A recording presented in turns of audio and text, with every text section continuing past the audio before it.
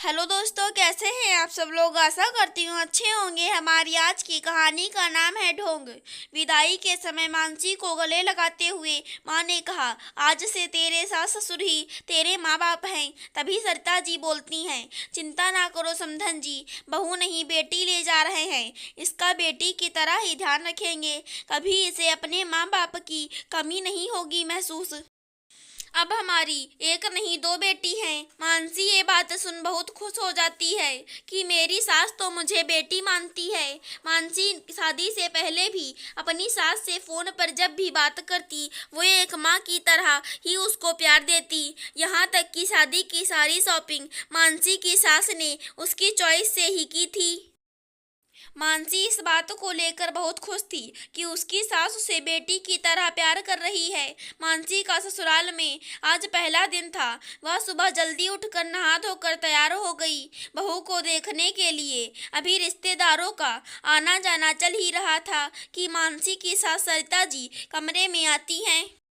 अरे यह क्या बहू, तुम तो ऐसे ही बैठी हो बिना घूंघट के। नई नई शादी हुई है, सबको ऐसे ही मुंह दिखाती फिरोगी क्या। चलो घूंघट कर लो। मानसी ने सास की तरफ बड़ी हैरानी से देखा। मानसी को पहले ही दिन अपनी सास से ऐसे व्यवहार की उम्मीद ना थी।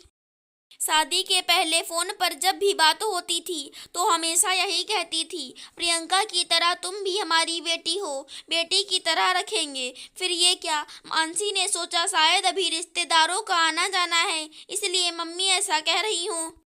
मानसी ने उनकी बातों को दिल से नहीं लगाया और लंबा घूंघट करके बैठ गई। मेहमानों के जाने के बाद भी सरिता जी हमेशा मानसी को ससुर जी के सामने भी घूंघट करने के लिए टोकती रहती। बेटा तेरे ससुर सामने है, घूंघट करके रहा करे। हमने अपने ससुर के सामने कभी घूंघट नहीं खोला, जरा ध्यान से रहा करो बहू। एक दिन सरिता जी और मानसी साथ में खाना खा रही थी। मानसी को रोटी चाहिए थी। घर में कोई और था भी नहीं, तो मानसी ने सोचा खुद ही रोटी उठा ले। मानसी ने जैसे ही हाथ बढ़ाया, सरिता जी जोर से चिल्लाई, अरे पूरी रोटियों को जूठा कर दोगी क्या। बहुओं का जूठा ससुर जी नहीं खाते। तुम्हें नहीं पता क्या, कुछ तो ध्यान दिया कर बहू। सरिता जी की आवाज में इतना तीखापन था कि बेचारी की भूख ही मर गई। सरिता जी हमेशा किसी न किसी बात पर मानसी को टोकती रहती थी। बहू ये मत करो, बहू वो मत करो। मानसी हमेशा सोचती कि अब मैं और नहीं सुन सकती। शादी से पहले तो मम्मी ऐसे दिखा रही थी कि वो ही मेरी सगी माँ है, और अब अपना सास वाला रूप दिखा रही हैं। कितनी बार मानसी का मन होता कि सास को जवाब दे दे, लेकिन परिवार में शांति बनाए रखने के लिए वो कभी सरिता जी को पलट कर जवाब नहीं देती। हमेशा हंसमुख और चंचल रहने वाली मानसी गुमसुम रहने लगी। ससुराल में उसे घुटन सी होने लगी। मानसी के मायके से जब भी कोई मिलने आता, सरिता जी सबसे यही बोलती फिरती कि ये तो हमारी बेटी है और हम उसके माँ बाप हैं। इसे तो हम बिल्कुल बेटी की तरह रखते हैं। इसमें और प्रियंका में कोई फर्क नहीं है।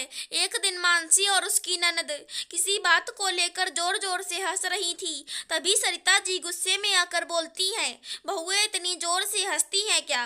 पड़ोसी भी सोच रहे होंगे कैसी गवार बहू है इनकी, जो इतना जोर जोर से हंसती है, जोर जोर से बोलती है। तुम्हारे माँ बाप ने कोई संस्कार नहीं सिखाए क्या। कुछ तो शर्म कर बहू, हमारी भी कुछ इज्जत है। माँ बाप के संस्कार पर सवाल उठाने पर मानसी से रहा ना गया। वह बोल उठी, मम्मी आज आप मुझे बता ही दीजिए कि मुझे यहाँ बेटी की तरह रहना है या बहू की तरह। एक और तो आप सबसे यही बोलती फिरती हैं कि मानसी को हम बेटी की तरह रखते हैं। सभी रिश्तेदारों को कहती रहती हैं कि मानसी हमारी बहू नहीं बेटी है। तो क्या बेटियां हमेशा घर में घूंघट में रहती हैं। बेटियों का छुआ भोजन कोई पिता नहीं खाता क्या। बेटियां अपने घर में जोर जोर से हंस बोल नहीं सकती क्या। सिर्फ कह देने से बहू बेटी नहीं बन जाती। आप ये सबके सामने ढोंग करना छोड़ दीजिए। केवल कह देने से कोई बहू बेटी नहीं बन जाती। अपने व्यवहार और सोच में भी उसे बेटी की तरह ही प्यार और स्वतंत्रता देनी पड़ती है। सरिता जी के पास मानसी के सवालों का अब कोई जवाब नहीं था। वो चुपचाप अपने कमरे में चली गईं। दोस्तों, हमारे समाज में आज सभी ससुराल वाले यही कहते हैं कि हम बहू को बेटी की तरह रखते हैं। फिर क्यों कदम कदम पर उन्हें ये एहसास दिलाया जाता है कि तुम बेटी नहीं बहू हो।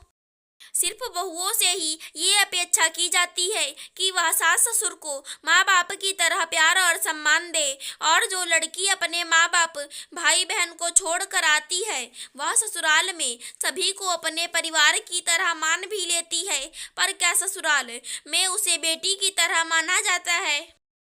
उसे बेटी की तरह पहनने ओढ़ने, घूमने फिरने, हंसने बोलने की आज़ादी दी जाती है। अगर अपनी बेटी की तरह अपनी बहू को भी प्यार दिया जाए तो बहू भी बेटी बन सेवा करने में पीछे नहीं हटेगी। अगर हमारी आज की कहानी पसंद आई हो तो चैनल को सब्सक्राइब करें। धन्यवाद दोस्तों।